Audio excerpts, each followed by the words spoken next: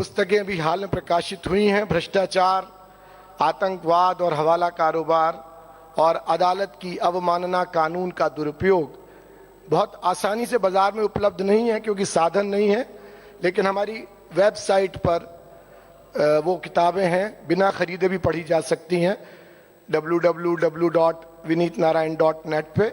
तो अगर आपको रुचि हो तो उसमें आपको बहुत सारी कहानी सुनने को मिल जाएगी। चूंकि ये आयोजन एक शिविर है प्रशिक्षण का, और इसलिए प्रसन्नता की बात है कि हम सबको बहुत प्रशिक्षण की जरूरत है, न सिर्फ कार्यकर्ताओं को बल्कि प्रशिक्षण देने वालों को भी।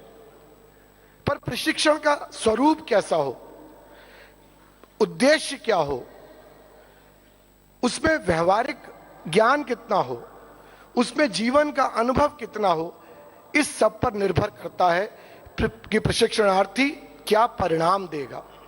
मैं मानकर चलता हूं कि आप सब लोग समर्पित हैं विचार के प्रति, अनुशासित हैं, संगठित हैं और लंबी लड़ाई के लिए तैयार हैं। पर यह याद रखिए, भ्रष्टाचार की लड़ाई बहुत आसान लड़ाई नहीं है। संतों से ही अगर आप चर्चा करेंगे तो वो कहेंगे कि ये कलयुग है और कलयुग में तमोगुण का प्रभाव ज्यादा होता है। जितना छलनी में छानोगे उतनी कीचड़ ज्यादा निकलेगी। जर्मनी की एक कहावत है, when you point one, 3 point at you. जब हम किसी पर एक उंगली उठाते हैं तो 3 उंगली हम पर उठ जाती हैं। और वो पूछती हैं कि जो बुराई हम दूसरे में देख रहे हैं, क्या ये हमारे परिवेश में तो नहीं है? दूसरी पूछती है क्या हमारे परिवार में तो नहीं है? और तीसरी पूछती है क्या वो हम में तो नहीं है? तो एक उंगली उठाने से पहले इन 3 प्रश्नों के उत्तर अगर ये है कि नहीं, ये बुराई हमारे परिवेश, परिवार और हम में नहीं है, तब हम इस लड़ाई के योद्धा बन सकते हैं।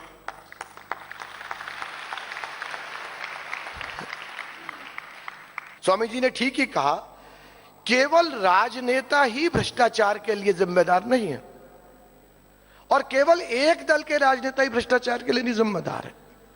सबसे ज्यादा भ्रष्टाचार अगर इस देश में हो रहा है, लूट हो रही है, तो उसके लिए वो लोग जिम्मेदार हैं जो बहुत थोड़ा पैसा लगाकर जनता के पैसे से देश के प्राकृतिक संसाधनों का दोहन करके हजारों करोड़ का मुनाफा कमा रहे हैं।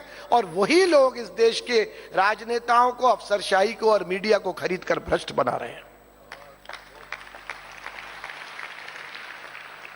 इस देश का आम आदमी, गांव में रहने वाला आदमी किन हालातों में जिंदगी जी रहा है, विकास का फल उस तक क्यों नहीं पहुंच रहा, आज आजादी के 6 दशक बाद उसकी स्वास्थ्य, शिक्षा सेवाएं क्यों नहीं है, उसका जीवन सुरक्षित क्यों नहीं है, उसके श्रम पसीने की कमाई की पूरी कीमत उसे क्यों नहीं मिलती, इन सवालों का जवाब क्या मीडिया उठाता है?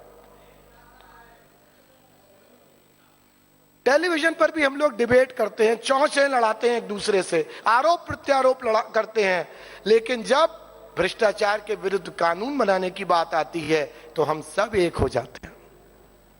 तुम मेरी पीठ सहलाओ, मैं तुम्हारी पीठ सहलाऊं। मैं समझता हूं भ्रष्टाचार खत्म करने की लड़ाई, काले धन को चाहे वो देश के बाहर है, देश के अंदर है, बाहर लाने की लड़ाई, इसके बुनियाद में है इस देश के विकास का ढांचा।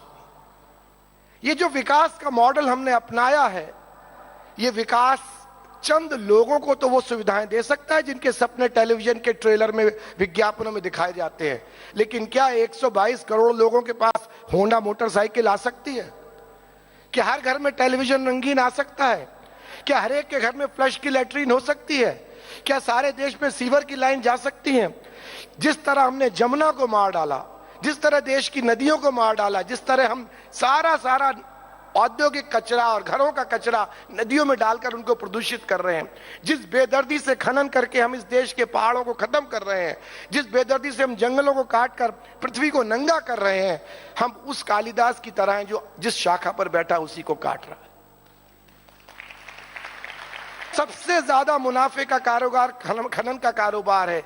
हर लगे ना फिटकरी रंग चोखा, खान मंत्री को पैसा दे दो, मुख्यमंत्री को पैसा दे दो, खान विभाग को पैसा दे दो, पर्यावरण वन विभाग को पैसा दे दो और रसीद कटवाओ 1 ट्रक की और 100 ट्रक माल उठाकर ले जाओ और बेच दो देश के बाहर ले जाके। पहाड़ सिर्फ पहाड़ नहीं होता, पहाड़ का नाम है भूधर। वो धरती को धरता है, धरती को धारण करता है। पहाड़ के रहने से मेघ आकर्षित होते हैं, जिससे वर्षा होती है, हरियाली होती है, पेड़ होते हैं। वो जो पानी पहाड़ पर गिरता है, उसकी सतह पर गिरता है, वो जब रिस रिस कर पृथ्वी के अंदर जाता है तो पृथ्वी के अंदर का भूजल स्तर ऊंचा उठता है। जब हम पहाड़ को काटते हैं, हम पर्यावरण के चक्र को तोड़ डालते हैं, भूजल स्तर नीचे चला जाता है, वर्षा होनी बंद हो जाती है, हरियाली खत्म हो जाती है, वन्य जीवन समाप्त हो जाता है और हमारे जीवन पर संकट आ जाता है। लेकिन हम नृशंस राक्षसों की तरह अपने प्राकृतिक धरोहरों का विनाश करने पे तुले हुए। विकास का मॉडल कुछ लोगों को सुखी बनाकर ज्यादा लोगों को बदहाल बनाने का ये विकास मॉडल भ्रष्टाचार का सबसे बड़ा कारण है। इसी तरह शिक्षा की बात, शिक्षा जो हमें स्वावलंबी बनाए, शिक्षा जो हमें नैतिकता दे, शिक्षा जो हमें अपने परिवेश, पर्यावरण, समाज के प्रति उत्तरदायित्व का भाव पैदा करे, वह शिक्षा ना होकर आज शिक्षा है प्रतियोगिता की, जीत में आगे बढ़ने की, ज्यादा से ज्यादा कमाने की, ज्यादा से ज्यादा भौतिक संपत्ति इकट्ठा करने की, और चाहे देश गड्ढे में जाए, चाहे परिवेश गड्ढे में जाए, मैं सबसे ज्यादा सबसे दौड़ में आगे बढ़ जाऊं। यह शिक्षा इस देश की सनातन पद्धति नहीं थी। स्वास्थ्य, बड़ी बड़ी दवा कंपनियों को प्रमोट करके उनके मुनाफों को बढ़ाकर लोगों को बीमार करने का पूरा स्वास्थ्य का, ये पूरी एक अंतरराष्ट्रीय साजिश है। मैं तो पहली बार स्वामी जी के मंच पर आया हूं, ना तो इतना ज्ञानी हूं, ना कोई बहुत बड़ा बुद्धिजीवी हूं, एक छोटा सा सिपाही पत्रकारिता का। लेकिन मैं स्वामी जी के कई बार प्रवचन सुने हैं टेलीविजन पर, और मुझे लगता है कि जो सोच है इस देश को बनाने की, उसमें एक ईमानदारी दिखाई देती है। स्वामी जी के अंदर एक इच्छा है कि कुछ शुभ हो, कुछ शुभ हो। और जैसा कि उर्दू में एक शेर है, मैं अकेला ही चला था जानबे मंजिल, मगर लोग जुड़ते गए और कारवां बनता गया। धीरे धीरे वो लोग जिनको लगता है कि नहीं इनका कोई निहित स्वार्थ है, जिनको लगता है कि कोई राजनीतिक महत्वाकांक्षा है, उनको भी समझ में आएगा कि नहीं, स्वामी जी वास्तव में बदलाव चाहते हैं। बहुत से लोग दृष्टा होते हैं, बहुत से लोग फेंस सिटर कहते हैं अंग्रेजी में, जो दीवार पर बैठे रहते हैं, या तो इधर कूद जाएंगे या इधर कूद जाएंगे। और बहुत से लोग सहयोगी होते हैं, और बहुत से लोग शुरू में उपहास करते हैं, फिर विरोध करते हैं और फिर समर्पण करते हैं। ये सामाजिक जीवन की प्रक्रिया है। पर जो ये सोच लेता है कि मुझे अपना लक्ष्य पाना है, उसे कोई बाधा टिका नहीं पाती। जब इस देश के 115 ताकतवर लोगों से मैंने 1991 में भ्रष्टाचार की लड़ाई शुरू करी, हर दल के बड़े नेता और मंत्रियों के विरुद्ध, तो सब मजाक उड़ाते थे कि तुम चंद रुपयों में खरीद लिए जाओगे, तुमको सत्ता में पद दे दिया जाएगा, तुमको मरवा दिया जाएगा। लेकिन जाको राखे साइयां मार सकेगा कोई, बाल न बांका कर सके जो जग बैरी होए। और हम तो भैया वृंदावन वासी हैं, स्वामी जी ज्ञान मार्गी हैं, हम भक्ति मार्गी हैं। ज्ञानी ज्यादा बुद्धिमान होते हैं, भक्ति वाले तो भावुक होते हैं। हमारे बंगाली में कहावत है, श्री चैतन्य महाप्रभु ने कहा है, राखे कृष्णा मारे के, मारे कृष्णा राखे के।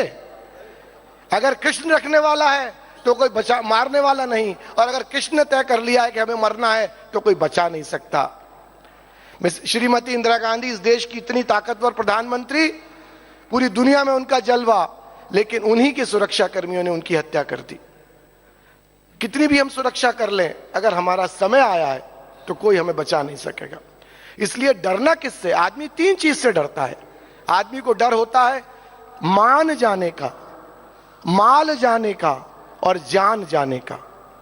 आप घर से निकलते हो, क्या सोचते हो कि साइकिल से टक्कर हो जाएगी, ट्रक आपको आपकी हड्डी पसली तोड़ के चला जाएगा? क्या योजना बना के निकलते हो? लेकिन ट्रक आता है, टक्कर मारता है, हड्डी तोड़ता है, चला जाता है। भैया जब दुख अपनी योजना से नहीं आते तो सुख भी अपनी योजना से नहीं आते। दिन और रात की तरह सुख और दिन आते जाते रहते हैं, ये उनका काम है, मेरा काम है घर से निकलना। तो मान जाने का डर, जान जाने का डर और माल जाने का डर, जो इन 3 डरों से बच गया वो हर लड़ाई जीत सकता है।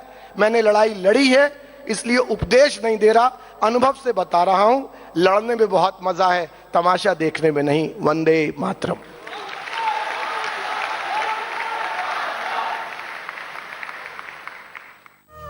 श्री राधा कृष्ण की दिव्य लीला स्थलियों को वैज्ञानिक तरीके से सजाने, संवारने व संरक्षित करने के अभूतपूर्व पुनित अभियान के बारे में जानकारी व सहयोग के लिए देखें ब्रज फाउंडेशन की वेबसाइट www.brajfoundation.org तथा संपर्क करें।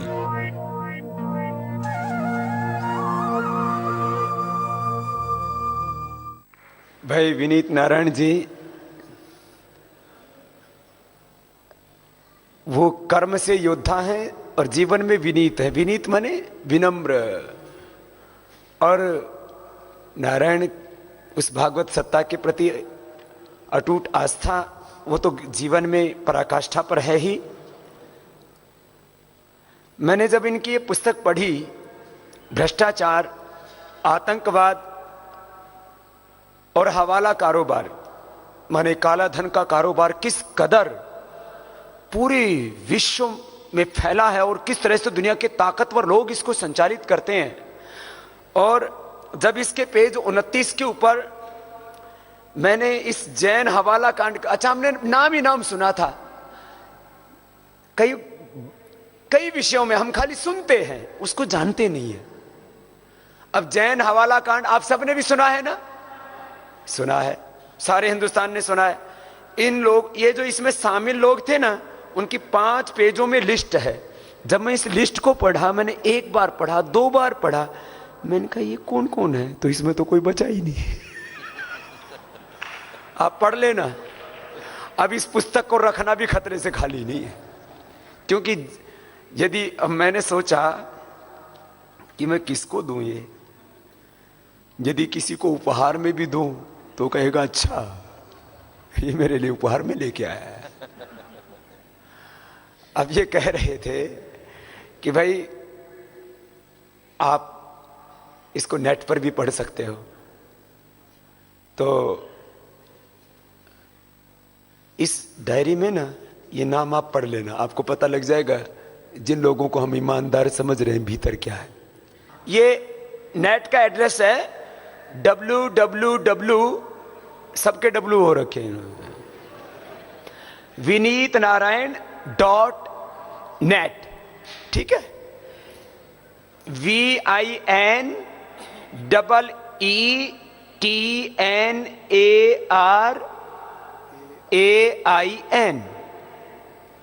vinitnarayan.net, NET। नाम है भ्रष्टाचार, आतंकवाद और हवाला कारोबार। आप इससे जब ये खोलेंगे ना आप नेट, इस पर सब मिलेगा। इसमें सारा हवाला है, सारा घोटाला है। पुस्तक घोटाले के खिलाफ है, लेकिन इसमें घोटाला है। और जो है इसमें आप जब देखेंगे ना, तो आपको भरोसा नहीं होगा कि ये हो रहा है। ये तो केवल आपको एक वानगी है इन घोटालों की। जब ये काले धन का पूरा घोटाला सामने आएगा ना, तो ये देश, मैंने कहा था ना, जो समझता था ना कि हम ये खानदानी नेता हैं, इनमें खानदानी लुटेरे मिलेंगे। अरे जिसका बाप लुटेरा था उसका बेटा लुटेरा क्यों नहीं होगा? ये तो स्वभाव में है। दूसरी पुस्तक और है, चलो अब पूरा पढ़ लेना, फिर एक का नाम लेने से पक्षपात लगेगा। अदालत की अवमानना, कानून का दुरुपयोग। किस तरह से एक सच्चे योद्धा को, एक देश के लिए ईमानदारी से जीवन जीने वाले व्यक्ति को सताया जाता है, उसको प्रताड़ित किया जाता है। चारों ओर से जालिम उसके ऊपर जुल्म करते हैं। ये तो कुछ चीजें इसके अंदर लिखी, आप सब चीजों को पढ़ोगे ना, कैसे रात को 12 बजे, सुबह ही 4 बजे बोले फोन करके कि अब कल से तुम्हारे बच्चे नहीं मिलेंगे। बोले क्या क्या नहीं किया, और उस सब को सह करके भाई विनीत जी लड़ते रहे। एक बार उनका पुनः सबकी ओर से बहुत बहुत अभिनंदन है। उनको आगे प्रस्थान करना है, इसलिए मैं ज्यादा देर तो उनको नहीं रोकूंगा। फिर आपसे मिलते रहेंगे, एक बार नहीं बार बार मिलेंगे, हर मोड़ पर मिलेंगे। बहुत बहुत धन्यवाद।